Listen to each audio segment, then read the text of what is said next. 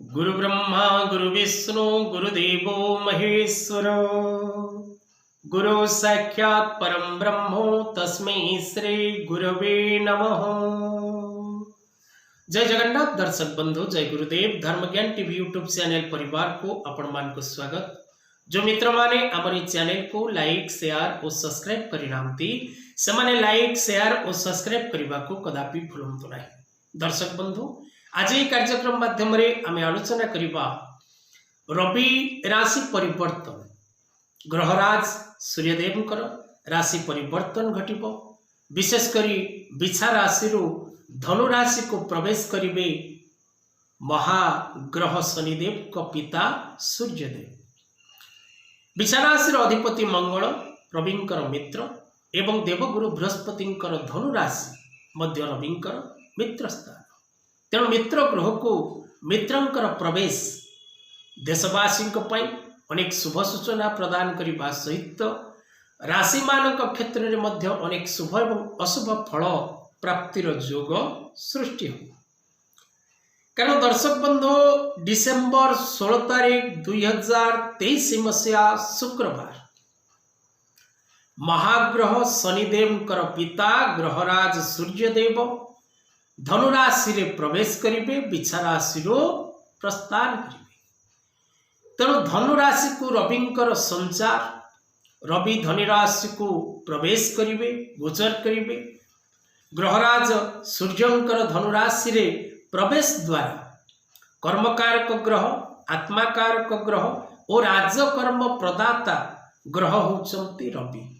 जदि महाग्रह रवि आपण जन्म कुंडली मध्य उच्च स्थान रे थांती तेबे आपण राजकर्म प्राप्ति करबा निश्चित अटे। ता गवर्नमेंट सेक्टर हो बा सेंट्रल गवर्नमेंट सेक्टर हो, आपण कर्म प्राप्ति करबा राजकर्म निश्चित अटे। तेणु जेतबळे रवि निजर मित्र ग्रह देवगुरु बृहस्पति धनुराशि को गोचर करुचंती, तेणु अनेक राशि व्यक्ति विशेष मान को बड़ धरणर सफलता मिल, विशेषकर फाइनेंशियली एंड कैरियर वाइज कर्म क्षेत्र एवं व्यवसाय क्षेत्र बा अर्थ क्षेत्र रे आपण लाभप्रद होबे, यह निश्चित अटे। तेणु दर्शक बंधु, विशेषकर ये जो फलटी विषय आम आलोचना करुचे जे ये फल केते दिन पर्यंत रहिबो शुभ एवं अशुभर प्रायतः 1 मास पर्यंत रवि धनुराशि रे अवस्थान करिवे।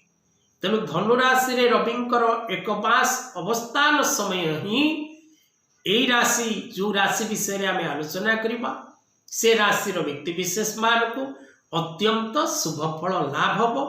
एवं जो राशि विषय आम आलोचना करिबा से राशि व्यक्ति विशेष मान विशेषकर मध्य फल लाभर योग सृष्टि हो। कारण दर्शक बंधु, वर्तमान जदि आमे कुंडली चक्र मास आरंभ समय आमे देखिबा तबे दर्शक बंधु, विशेषकर मुख्य 4 गोटी ग्रह देवगुरु बृहस्पति अवस्थान करिसंती मेष राशि रे, महाग्रह शनि कुंभ राशि रे, राहु मीन राशि रे, केतु कन्या राशि रे एवं रवि अवस्थान करिवे धनु राशि। तेणु धनु राशि रे जतबळे रवि प्रवेश करिवे, विशेषकर 12 गोटी राशि दर्शक बंधु 6 गोटी राशि व्यक्ति विशेष मान को पूर्ण शुभ फल प्राप्ति होबो एवं आउ 6 गोटी राशि व्यक्ति विशेष मान को मध्य शुभ फल प्राप्ति। 16 डिसेम्बर शनिवार, तेणु ए पवित्र दिवस रे विशेषकर दर्शक बंधु धनु संक्रांति, जो माने संक्रांति उपवास करती ग्रह होमादि करती से माने करि परिबे एवं पहली भोग धनु नुआ भोग एवं माँ लक्ष्मी निज पिता घर को गमन दिवस। तेणु दर्शक बंधु, ए मासरे अर्थात धनु मास ठारू मकर मास पर्यंत समय जो रहिला, ए समय रे विशेषकर जो व्यक्ति विशेष माने जन्म ग्रहण करती से माने बहु विद्यार अधिकारी होता, विभिन्न प्रकार विद्या से प्राप्त थाए। किंतु दर्शक बंधु, ये माने बदखर्ची होते जहा फल एमाने संचय करिबारे विफलता लाभ करते।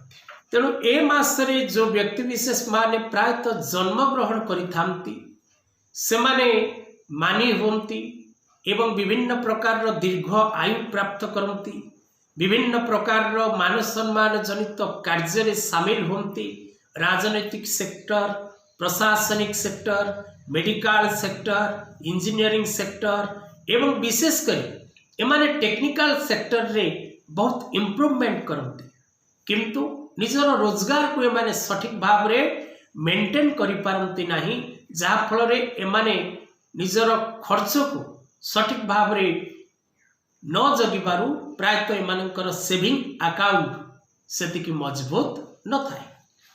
जदि ए मासरे अर्थात धनु संक्रांति ठारू मकर संक्रांति पर्यंत ए संपूर्ण मासटी मध्यरे जदि कोनोसी कन्या रजवती हुए तेबे से कन्याटी दुष्टा स्वभावयुक्त होता है एवं विशेषकर ए मासरे जदि कोनोसी कन्या रजवती हुए तेबे क्रूर प्रकृति से कन्या ठारे देखा मिलता है।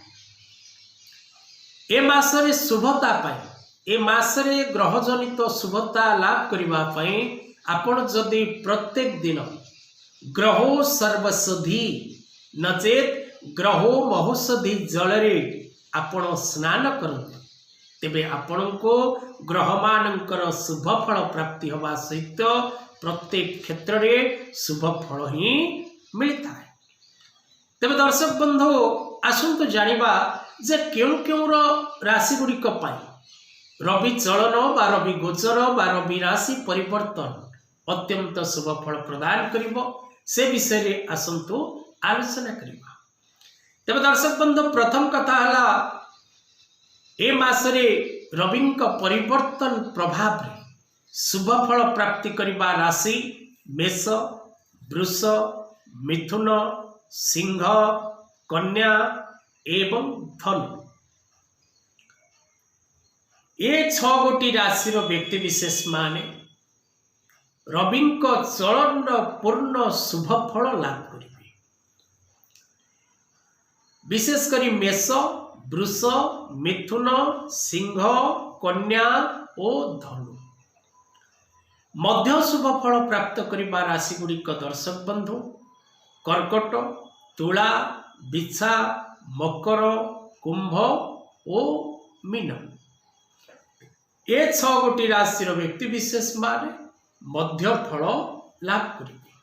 जदि आमे दर्शक बंधु देखिबा तेबे विशेषकर तुला राशि व्यक्ति विशेष माने तुला राशि तुला, बिछा, धनु तृतीय रे रवि अछंती, किंतु तुला राश्याधिपति सहित रविंकर सुसंपर्क नथिबारु एवं रवि निजर मित्र गृह रे अवस्थान करिथिबारु विशेषकर तुला राशि व्यक्ति विशेष माने जतिकी शुभ फल लाभ करिबा कथा सेतिकी शुभ फल लाभ करि परिबे नाही। सेपरि भाव में दर्शक बंधु मिथुन राशि कही जे मिथुन राशि व्यक्ति विशेष माने पूर्ण शुभ फल लाभ करिबे। तेणु कार्यक्रम प्रस्तुत करने पूर्व प्रत्येक ग्रह मानकर अवस्थिति को आधार करी पांडुलिपि प्रस्तुत करा जाए, विचार करा जाए, तापरे आपण मान निमंते ताहा उपस्थापना करा जाए।